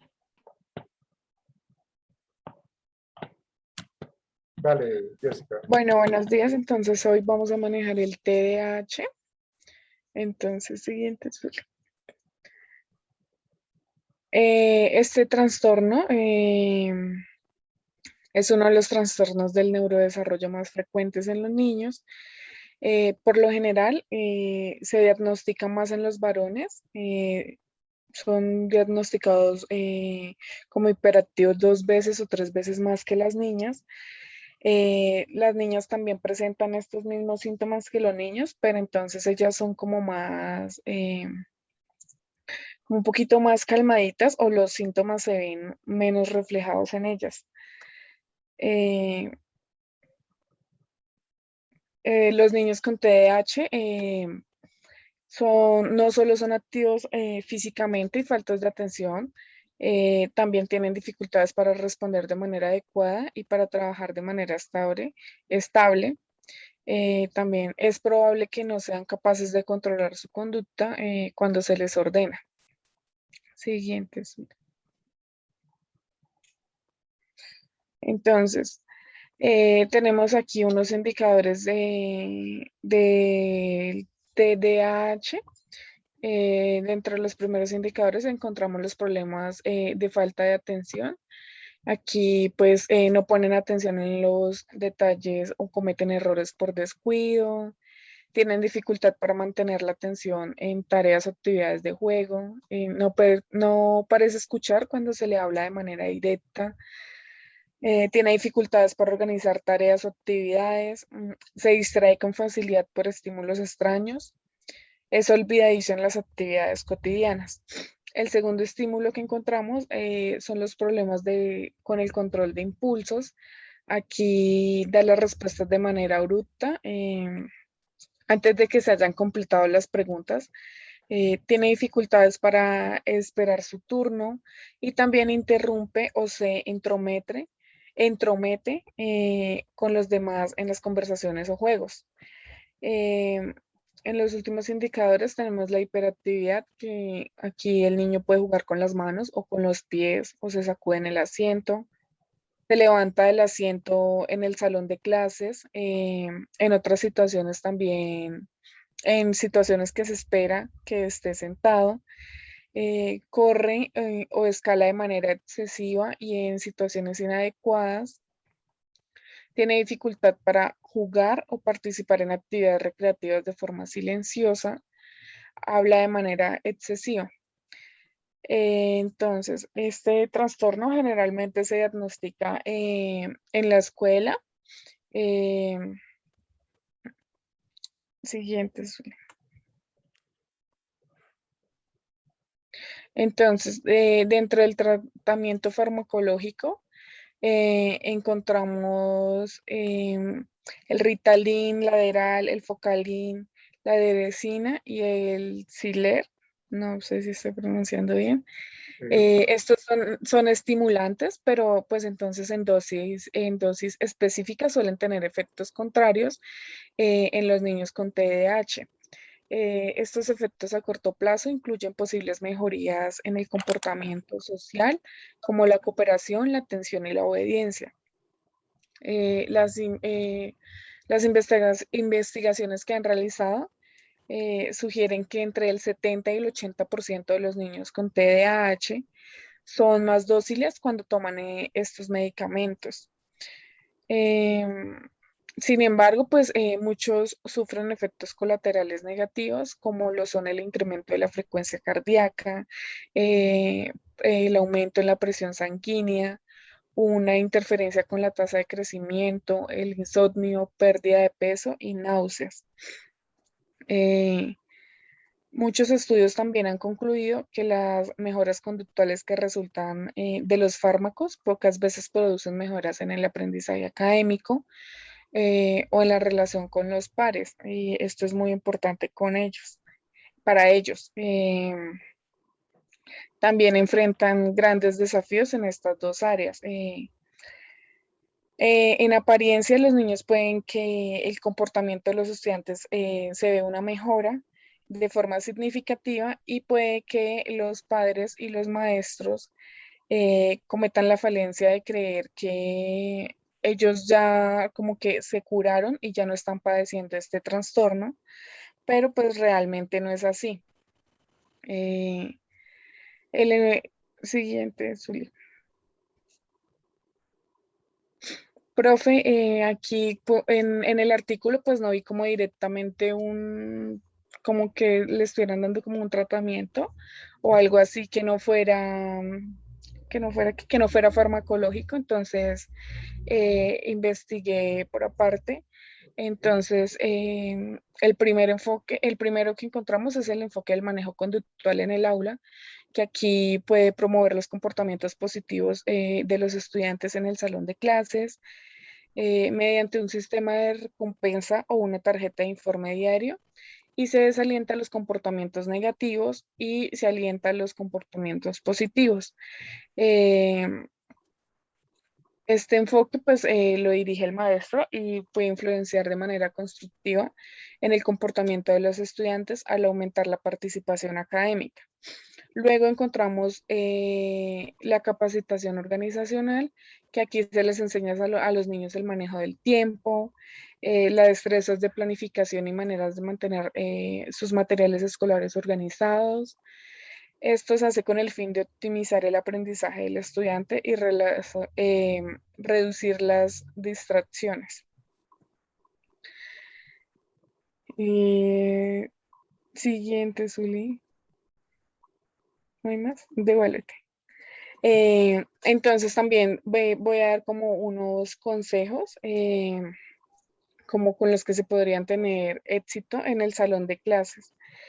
En los primeros encontramos la comunicación, entonces brindar una retroalimentación frecuente y estar atento a los comportamientos positivos, tener en cuenta la influencia del TDAH en las emociones, como cuando hay problemas de autoestima o dificultad para manejar los sentimientos.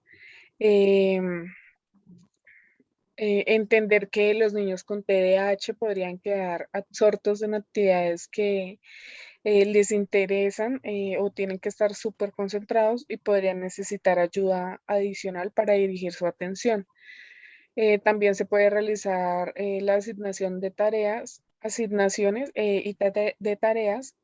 Debe pues dejarse la asignación de tareas bien clara y verificar que con los estudiantes si entendieron lo que tienen que hacer o no, brindarles opciones para demostrar su dominio.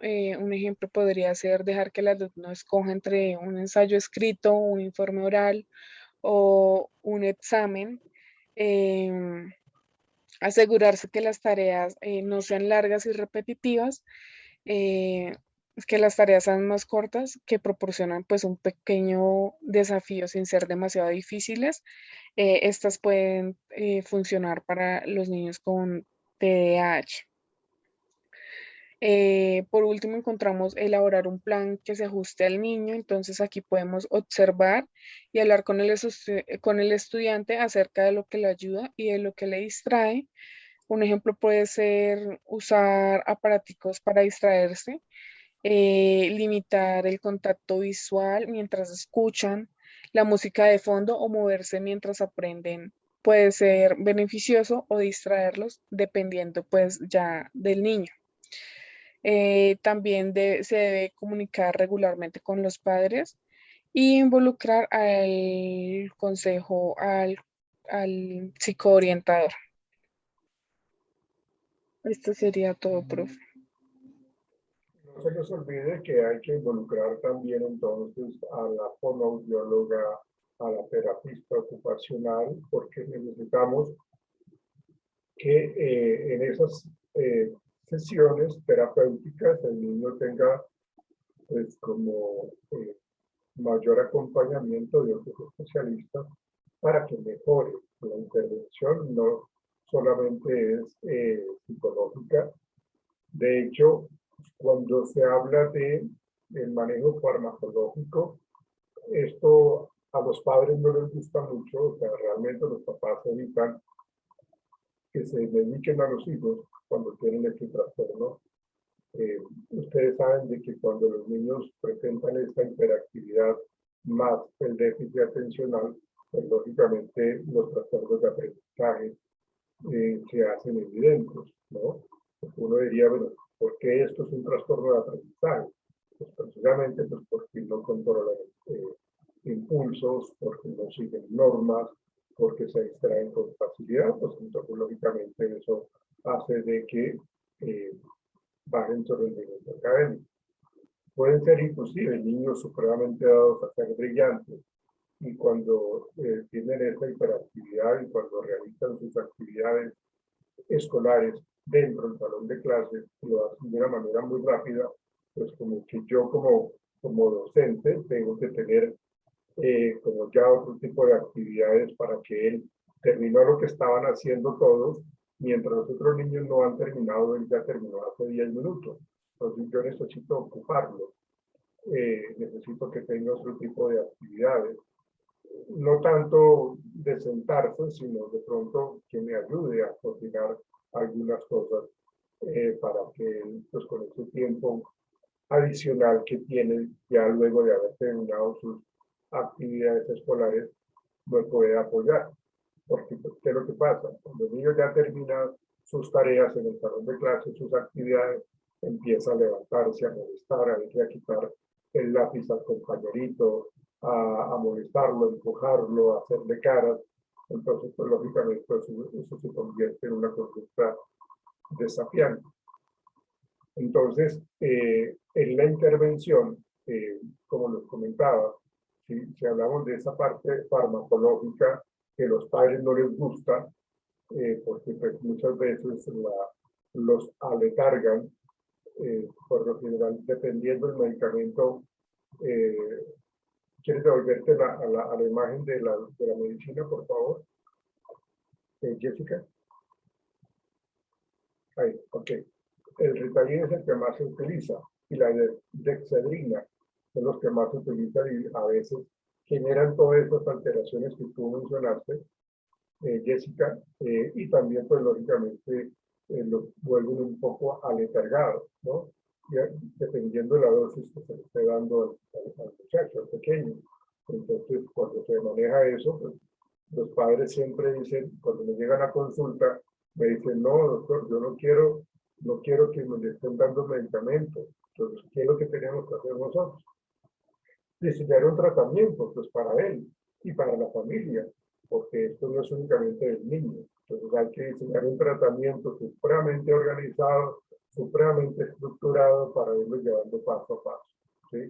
Para trabajar con él en el consultorio, sea del psicólogo educativo o sea del psicólogo clínico, pero trabajar con él y también darle una serie de recomendaciones por escritas a los padres de familia, una guía, un cuadernillo para que sepan qué es lo que tienen que hacer.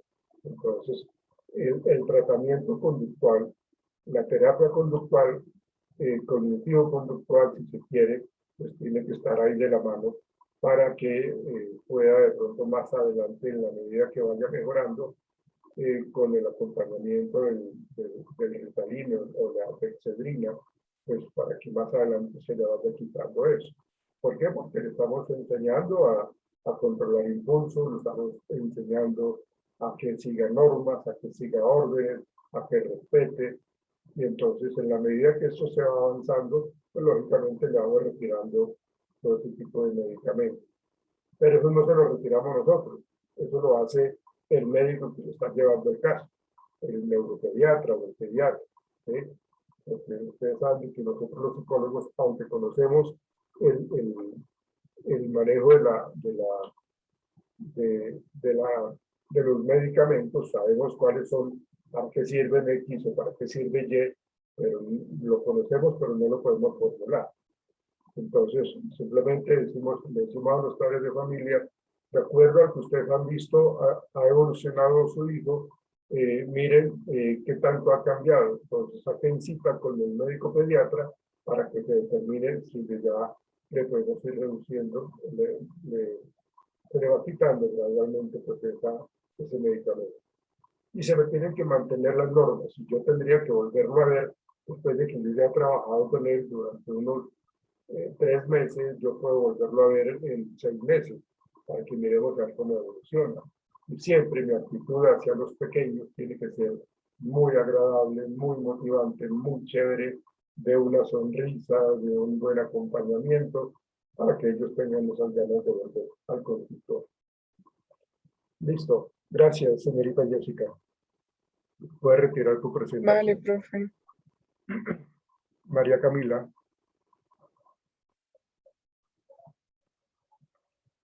¿Dónde anda María Camila?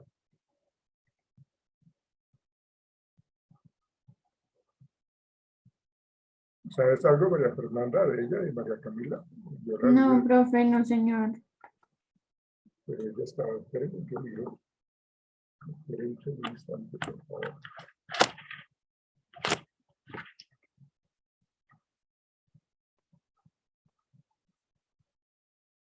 Ya me digo qué hacer. Caramba. Les sugiero que revisen, por favor, el tema de la discalculia, que es el tema de aprendizaje supremamente importante. Ok. Vamos entonces con Elizabeth. Su merced, por favor, Elizabeth. Sí, señor profe. Un momento. Mi compañera me va a colaborar. Si no, pues lo hago yo acá. ¿Quién va a colaborar? Gracias, mami. Gracias, mami. Mi compañero Tiana Bello me va a colaborar compartiendo la presentación. Ok. Entonces, pues, ya lo está descargando.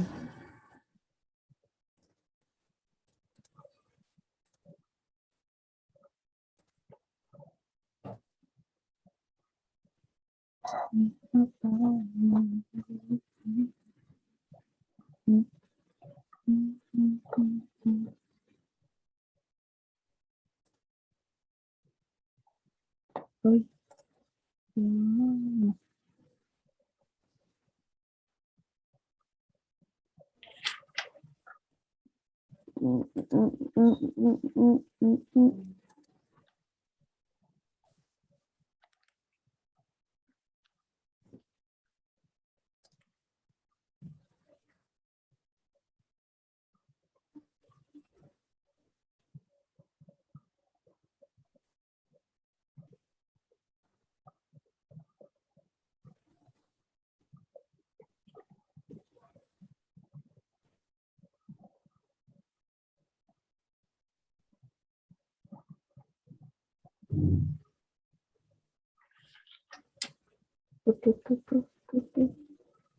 ¿A ti?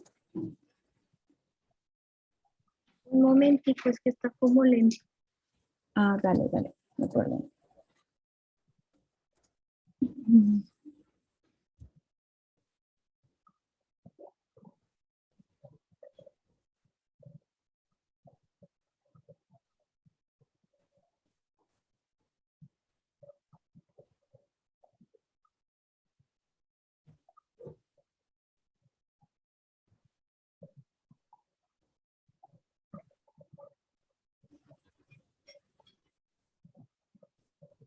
Listo, buenos días.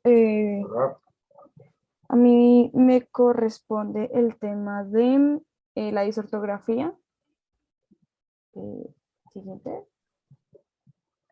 Profe, yo miré la plataforma, pero no encontré en las lecturas sobre esto, entonces la verdad hice el trabajo, bueno, hice la presentación en base al internet, a lo que encontré en internet, Bueno, pero pues no dale. había problema. Bueno, Listo.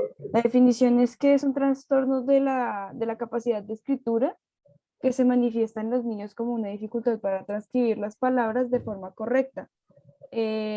Básicamente tiene problemas para lo que es la ortografía, y puede ser un problema ya sea visual o auditivo, ¿no? Sigue, sí, o sí, por fin. Eso. ¿Qué provoca la disortografía? Puede ser de tipo intelectual, puede tener causas de la disortografía de la lingüística, que no puede entender bien los sonidos, no identifica los sonidos y cómo se escribe correctamente. De tipo pedagógico, de causas perspectivas, también pues denota que tiene faltas de ortografía, tiene confusión en el uso correspondiente de los artículos, tiene omisión del acento, tiene la confusión de letras, ¿sí? Y la dificultad para deletrear.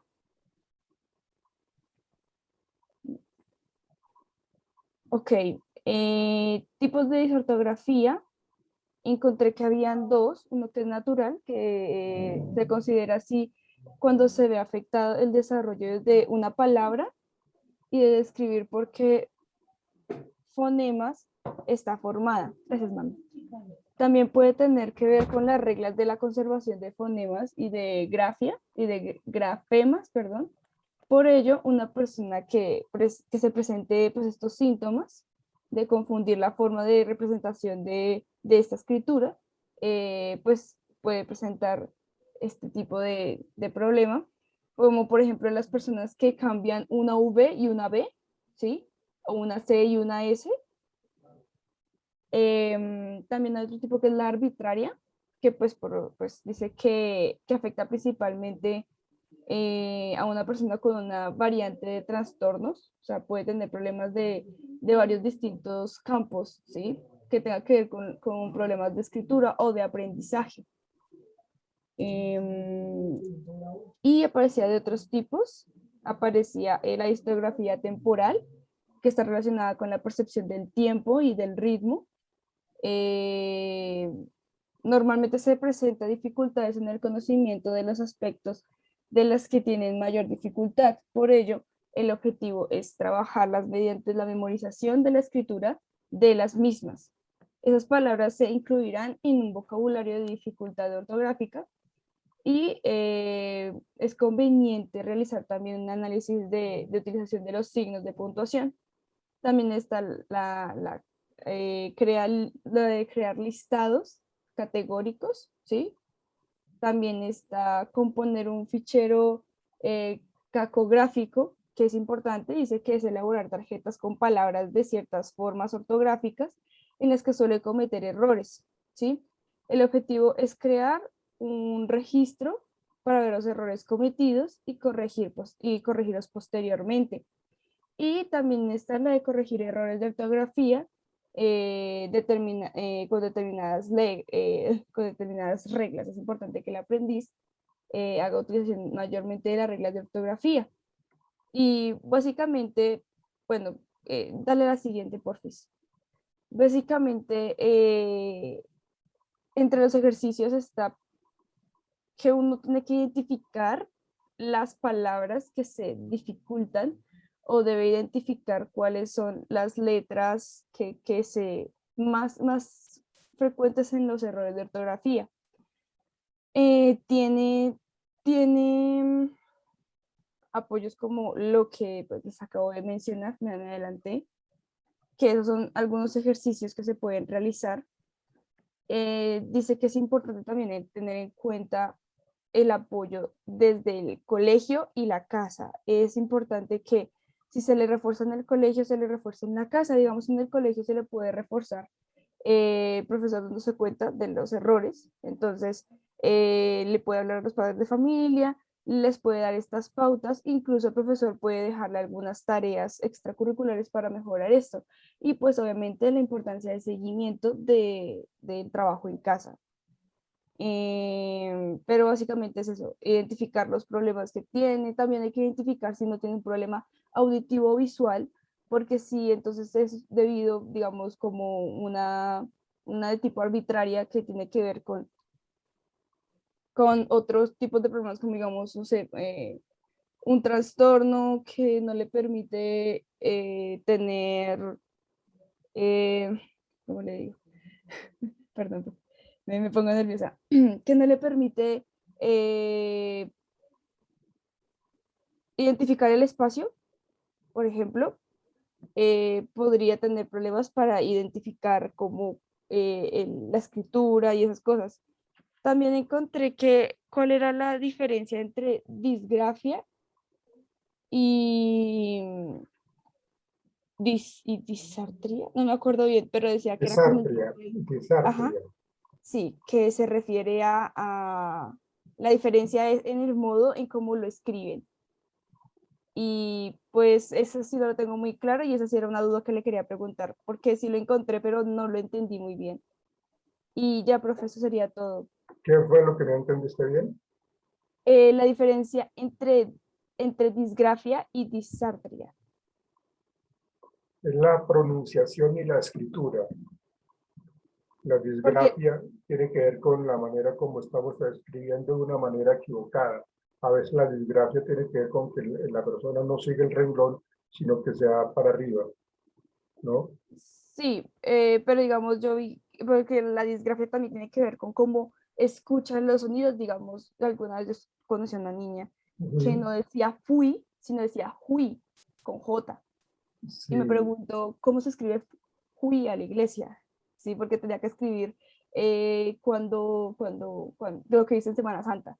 ¿Cómo escribo fui a la iglesia? Yo dije, ¿cómo se lee? Y ella, ¿cómo lo dices? Y ella, ¿cómo? Y yo, no es fui, es fui. Claro, lo que pasa es que también depende mucho del contexto en donde viva la persona, ¿no?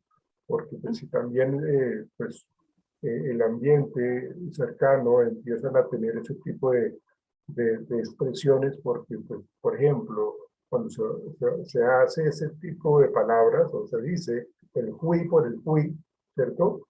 Es porque de pronto, pues, miramos, son personas del campo, y entonces todo eso son aprendizajes allí como adquiridos que realmente pues determinan como esa dificultad. ¿Ves? Ok, pero digamos que esa parte de pronunciar o que confunden palabras que tienen diferentes fonemas, por ejemplo, votar con votar, o sea, votar, si ustedes hacen la pronunciación de la palabra votar con B larga, votar, hagan el ejercicio, digan ustedes votar, y ustedes hacen la pronunciación con la B pequeña, la labidental, entonces ustedes dicen votar, votar. Fíjense la diferencia, y esa diferencia ellos no la tienen, ¿sí? Entonces pues, lo que hacen es confundir palabras, ¿cierto? O sustituyen letras, como lo que tú estabas diciendo, del fui con el fui, ¿no? Pero eso tiene mucho también de aprendizajes que utilizan cierto tipo o de expresiones que utilizan cierto tipo de regiones de la ciudad, del país, Sí. ¿no? Y Entonces, lo que usted dice también es importante, profe, porque también encontré que si se podía evitar, y digamos la natural se puede evitar porque tiene que ver con cómo se le habla al niño, cómo se le cría. Por eso es importante que a los bebés no se les hable a media lengua, sino que se les hable sí, como es. claro, sí. Porque, Es un gran error. A nené, exacto, al cochetivo, a la mamita le puede pechosa, generar malísimo, problemas de escritura, de lenguaje, de escucha, de pronunciación, de todo. malísimo. No, malísimo, eso es un error. Sí, hay que hablarles, pues, afectuosamente. ¿Sí? Afectuoso es diferente a tiernamente, y esa ternura a veces raya muchísimo pues, como con ese tipo de aprendizajes. ¿Sí? Digamos, el listado cuando se habla de la cacografía hace referencia a los errores que se escriben cuando uno escribe, uno comete uno lo llaman errores de ortografía, pero realmente la cacografía es eso, ¿no? De que uno está escribiendo mal. La ortografía es la buena escritura de la palabra, el escribirla correctamente. La ortografía es eso. Lo que pasa es que nosotros no utilizamos la palabra cacografía para hablar de errores ortográficos. Algunas veces le decimos horrores ortográficos. Listo, señorita, gracias. Retira tu presentación. Gracias, profe. A ti. Gracias a ti. Gracias a ti. Bueno, señoritas, y Diego. Hola, Diego, ¿dónde anda? Se fue volando con sus alas, Diego. A ver, ahí llegó rápido. Ahí llegó rápido el hombre. Listo. Entonces, nos veremos mañana. Esperemos a ver qué pasó con la otra señorita que no asistió a clase hoy. Y bueno, nos veremos mañana, muchachos. Un feliz resto del día. Cuídense mucho. Chao, que estén bien. Gracias, profe. Gracias, buen día. Profe, qué pena, ¿me puede dar un minuto? Sí, Faisal, claro que sí. Chao, señoritas, que estén bien. Chao, Caterín. María Fernanda, ¿cómo vas, María Fernanda, con el parcelador docente? Bien, profe, al día. Ok, gracias, te agradezco. Chao, Vale, Laura. sí, señor. Chao, Jennifer. Todos, chao. Chao, Dieguito. Chao, gracias. Chao, profe. Precioso. Chao, mano. Chao. Me quedo con Faisuli. Chao, chao, señoritas. Chao. Dime, Faisuli. Profe, qué pena. Yo ahorita estaba mirando la plataforma en la sección del parcial Sí. y me sale como si yo no lo hubiera subido. ¿Y tú lo subiste? Sí, señor, yo lo subí en el trabajo. No sé si fue por el computador Si quieres, o... mándame un pantallazo de eso, por favor, y ya. Pero parece como si no, o sea, no se hubiera subido nada. O sea, aparece como retrasada, pero no aparece como el documento ni nada. Por eso, por si tú lo subiste, cuando tú lo subiste, pues debe aparecer allí, no sé. Déjame, yo miro, Faisuli, y te mando un mensaje, ¿no, Faisuli? Ok, perfecto. Entonces te espero. Espérate un momentito, yo quiero mirar. Quiero mirar. Un momentito. A ver, ¿dónde está? Un momento. A ver, ¿dónde estás tú?